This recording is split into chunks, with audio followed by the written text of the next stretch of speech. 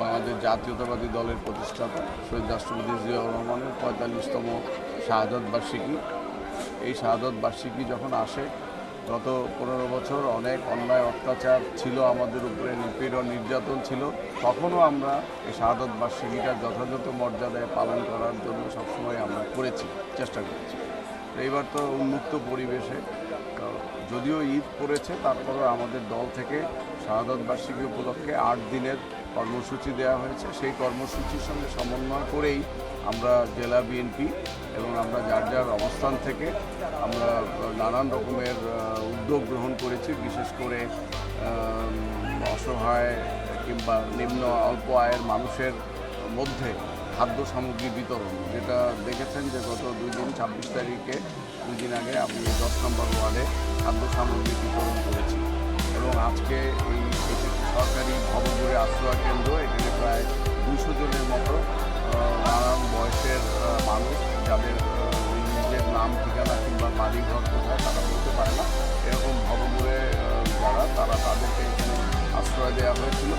এই আশ্রয়, এটা সরকারি প্রতিষ্ঠান, সমাজসেবা অন্তর্গত, সমাজসেবা অধিদপ্তরের অন্তর্গত। তারপর যেহেতু এটা নারায়ণগঞ্জে অবস্থিত, সিদ্ধিরগঞ্জে, আমরা জেলা পরিষদের পক্ষ থেকে এবং জেলা বিএনপির তত্ত্বাবধানে, যে বিএনপির সকল নেতৃবৃন্দ এখানে দেখছেন, অর্থাৎ দলীয় পৃষ্ঠপোষকতায়ও আমরা আজকে এই আশ্রয় কেন্দ্রে তাদের খোঁজখবর নেওয়ার জন্য এসেছি। ঈদের আনন্দ তাদের সঙ্গে আমরা আজকে শেয়ার করার জন্য এসেছি। পাশাপাশি তাদেরকে একবেলা একটু ভালো মানের খাবার পরিবেশনের ব্যবস্থাও আমরা করে দিয়েছি।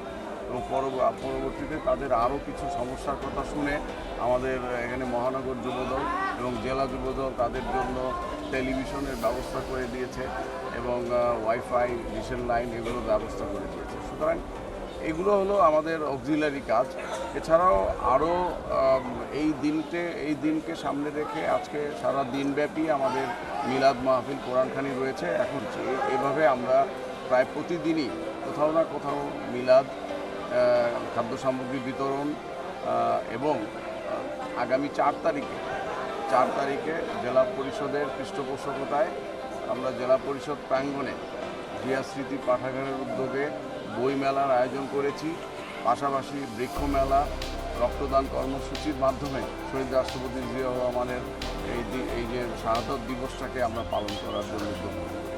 এছাড়াও জিয়াউর রহমানের কর্মময় জীবন এবং তার যে মুক্তিযুদ্ধের ঘোষণা, মুক্তিযুদ্ধ এবং জিয়াউর রহমান, এই বিষয়ের উপরে আমরা শিশুদের জন্য চিত্রাঙ্কন প্রতিযোগিতা রেখেছি।